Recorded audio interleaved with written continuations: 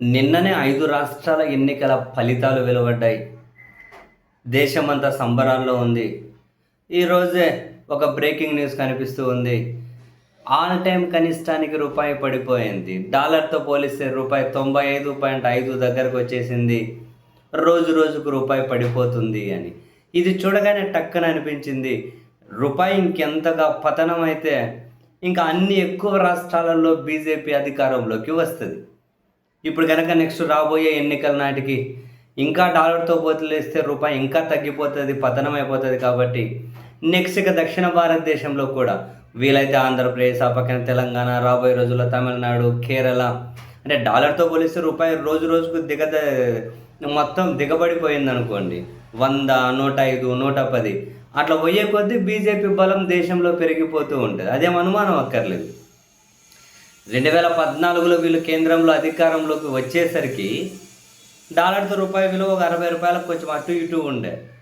తర్వాత వీళ్ళు వచ్చిన తర్వాత జస్ట్ ఈ 10, 12 సంవత్సరాల్లో రూ. 35 పడిపోయింది. నెక్స్ట్ అట్లా పడిపోయే కొద్దీ వాళ్ళ బలం మొత్తం పెరుగుతూ పెరుగుతూ పోతూ ఉంది.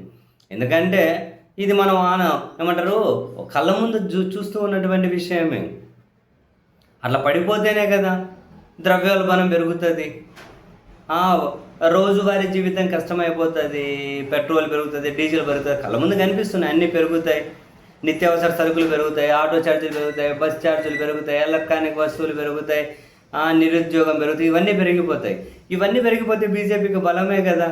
ఇంకా వీలైనంత ఎక్కువగా మతాన్ని, దేవుణ్ణి జనాల్లోకి చొచ్చుకుపోయేటట్లు చేసి ఎక్కడే కూడా డెవలప్మెంట్ అని, విదేశాంగ విధానాలని, బ్రతుకు తెరువు మారాలి అని, మంచి జీవన ప్రమాణాలని, ఉద్యోగ భద్రతని ఇటువంటివి ఏవి కనిపించవు. ఇంకా డాలర్‌తో రూపాయి పోలిస్తే ఇంకా పడిపోయింది అనుకో. నెక్స్ట్ ఇక్కడ కూడా ఇప్పటి వరకు ఎన్నికల్లో ఎప్పుడు కూడా జాతీయ అంశాలు ఎజెండాగాను లేవు. ఏది పనికొచ్చే ఒక్క విషయము ఎజెండాగా లేదు. ఎంతసేపు నా పక్క దేశాలు పూచి చూపించుకోవాలి, ఇంకో మతాలు, ఇంకే విద్వేషాలు ఇవన్నీ కదా. రూపాయి ఇంకా పడిపోతే ఇటువంటి ఇంకా పెరుగుతాయి. బీజేపీ ఇంకా మంచిది. ఇంకా ఎక్కువ వాళ్ళు మతాన్ని, దేవుణ్ణి వాడుకుంటూ పోతారు. సో అదే కలిసి వస్తే ఇప్పుడు తమిళనాడు ఎన్నికల ఫలితాలు వచ్చేసరికి అక్కడికైనా ఒక ప్లాట్ఫామ్ రెడీ అవుతుంది. ఆంధ్రప్రదేశ్లో రెడీ అవుతుంది, తెలంగాణలో రెడీ అవుతుంది. సో మనం కూడా బలంగా కోరుకోవాలి. వీలైనంత త్వరగా డాలర్తో పోలిస్తే రూపాయి విలువ సెంచరీ దాటిపోయి అలా అలా అలా అలా నెక్స్ట్ ఇంకో 10, 12 ఏళ్లలో 1.5 సెంచరీకి దగ్గరకు పోయినా మొత్తం దేశం అంతా కనుక అప్పుడు ఒకే పార్టీ వచ్చేసి వీలైనంత త్వరగా డెమోక్రసీ నాశనం అయిపోయి నియంతృత్వం వచ్చిందనుకో, అప్పుడు ఎవరు ఈ రాజకీయాల కోసమో లేకపోతే ఇంకేదైనా ప్రజాస్వామ్యమనో, భావ ప్రకటన స్వేచ్ఛను, భిన్నాభిప్రాయాలను ఇవేమీ ఉండవు. మొత్తం ఒకటే ఎజెండా ఉంటుంది. కుక్కిన పీనుగులాగా ఒక దగ్గర పడి ఉండొచ్చు. ఎందుకు ఏ కష్టాలు ఉండవు. సీరియస్లీ ఈ డాలర్తో రూపాయి ఇంకా మరింత పడిపోయింది అనగానే నిన్ననే 5 రాష్ట్రాల ఎన్నికల ఫలితాలు వచ్చాయి. ఎక్కడే కూడా ఇటువంటి అంశాలు దేశానికి పనికొచ్చే ఏ ఒక్క అంశము ఎజెండాలో లేనే లేదు. ప్రధాని మాట్లాడినా దేశానికి పనికొచ్చే అంశం మాట్లాడే ఎన్నికల ప్రచారాల్లో. ఇంక హోమ్ మినిస్టర్ అంటే ఆయన గురించి మాట్లాడే, కానీ ఇంకా ఆయనగా వీళ్ళందరూ మాట్లాడేవి అవే పనికొచ్చే విషయాలు. ఒక్క ఎజెండా ఉండదు. మరి ఇటువంటి డాలర్ పడిపోతే ఏముంది, ధరలు పెరిగితే ఏముంది, ద్రవ్యోల్బణం పెరిగితే ఏముంది, నిరుద్యోగం పెరిగితే ఏముంది. అవి పెరిగే కొద్దీ ఇంకా బీజేపీకి బలం పెరుగుతుంది. ఒక దక్షిణ భారతదేశం ఒకటి వాళ్ళ కుప్పెట చెక్కట్లే, అప్పుడప్పుడు కర్ణాటక చిక్కుతుంది. కానీ సో మనం మనస్ఫూర్తిగా కోరుకుందాం, వీలైనంత త్వరగా ఇంకా రేట్లు పెరిగిపోవాలి.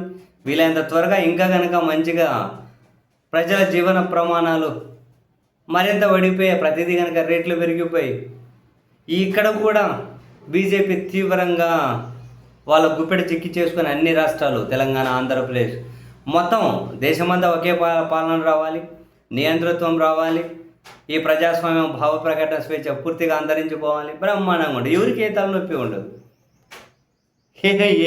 ఏమి ఇబ్బంది ఉండదు. అది ఎలక్షన్ కమిషన్ ఇట్లా అంట, ఈ వ్యవస్థలు ఇంత అంట, ఆ వ్యవస్థలు ఎంత అంట. ఎవడో అధికారంలో ఉన్నాడు, వానికి నచ్చినవాడు పాలించుకుంటూ పోతాడు, నచ్చినవాడు సెలబ్రేట్ చేసుకుంటాడు, నచ్చినవాడు ఆయన మూలను కుక్కిన పేనుగులా పడిగి ఉంటాడు. ఏమి ఇబ్బంది ఉండదు కదా.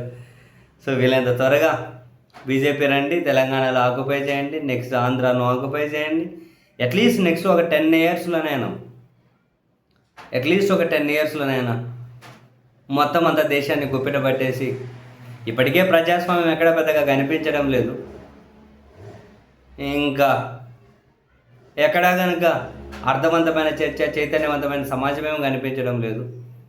ఇంకెక్కడైనా ఎక్కడ ఉన్న దాన్ని కూడా వీళ్ళంత త్వరగానే కూకటి వేళ్ళతో సహా పెగిలించి వేయండి. నియంతృత్వం వైపు వేగంగా మీరు అడుగులు వేసుకుంటూ వెళ్ళిపోవాలని ప్రతి ఒక్కరు కోరుకోవాలి కూడా.